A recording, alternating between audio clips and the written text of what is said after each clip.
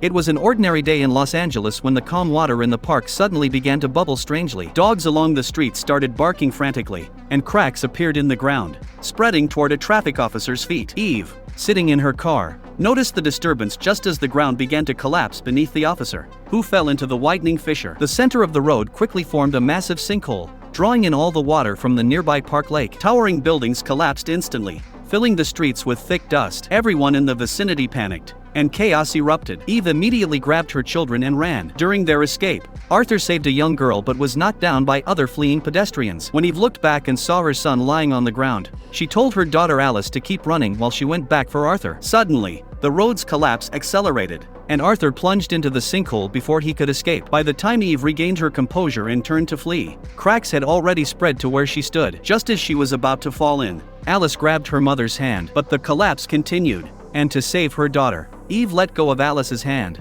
sacrificing herself to the depths. Alice ran with all her might and finally reached safety, having lost her closest family members in this catastrophe. When rescue teams arrived, Alice reunited with her father Ray and told him how her mother and brother had fallen into the sinkhole. Her father could only comfort her, telling her not to blame herself. Suddenly, strange blackbirds emerged from the depths, seemingly threatening everyone with their hoarse cries. Eve awoke from unconsciousness to find herself in an empty meadow. She remembered seeing a glowing fissure as she fell into the sinkhole, and after passing through it, she arrived here. Looking up, Eve saw a crack in the sky, suggesting she had fallen through it. She tried using her phone to call for help, but there was no signal, so she decided to search for her son. Black smoke rising from a distant forest caught Eve's attention. Believing there might be other survivors, she immediately headed toward it. Upon arrival, she discovered that the people and buildings that had fallen into the sinkhole had all appeared here. Eve also found Arthur. Just then, a ferocious wolf appeared before them,